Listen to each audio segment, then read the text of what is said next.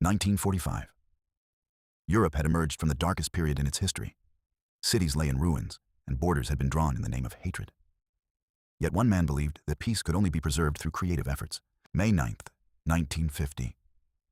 When the clock struck 6 p.m. in Paris, Robert Schuman did not merely read a declaration.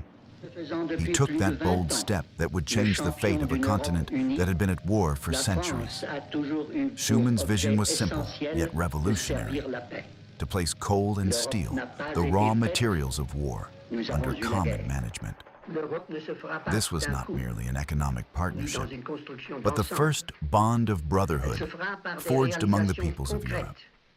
The Creative Peace initiative he launched that day became the foundation of a vast network of solidarity, the European Union, where nearly 450 million people now live together.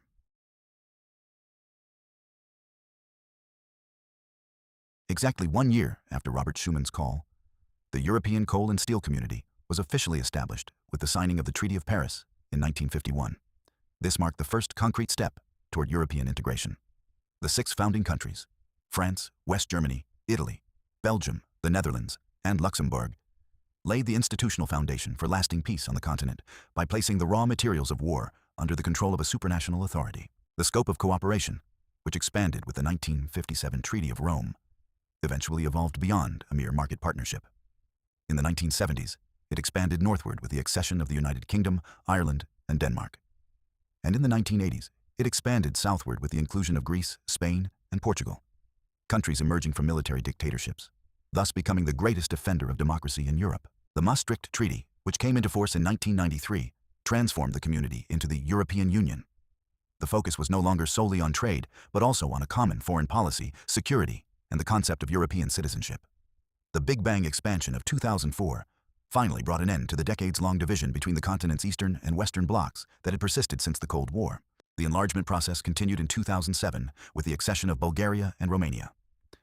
This phase strengthened the Union's influence in Southeast Europe while extending the EU's borders to the Black Sea. Both countries joined the Union after completing comprehensive reform processes in the judicial and economic sectors in accordance with the Copenhagen criteria. With Croatia's accession as the 28th member state in 2013, the enlargement process entered a new phase.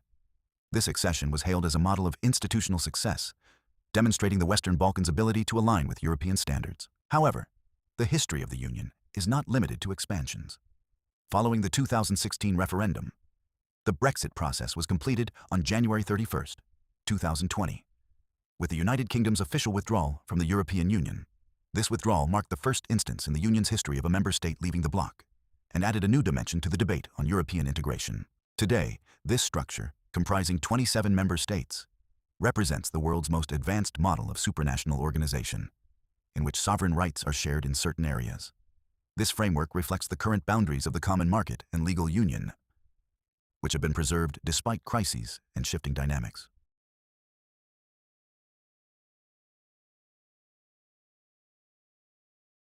The European Union is not merely a political bond among member states. It is a concrete set of rights that directly affects the daily lives of citizens. At the heart of this structure lie the 4 fundamental freedoms: the free movement of goods, services, capital, and, most importantly, people. The abolition of internal border controls within the Schengen area allows more than 450 million citizens to travel, work, and settle freely across the continent. Programs like Erasmus Plus for young people break down barriers to education, while the common labor market ensures the mutual recognition of professional qualifications. In economic terms, the single market and the common currency, the euro, minimize trade barriers while enhancing price stability and competitiveness. Furthermore, EU citizens are protected by the highest standards of consumer rights, data privacy, and environmental protection laws, no matter where they are in the world. However, these benefits are not limited to economic data alone. The Union aims to promote social welfare across the board by supporting the development of each region through local projects and solidarity funds.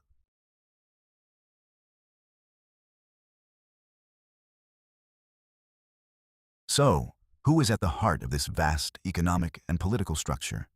The true driving force behind the European Union is not its borders or treaties, but the young people who keep this structure alive with their ideas projects, and curiosity. Today, volunteer projects and youth forums across Europe have become the most powerful platforms for civil society to make its voice heard.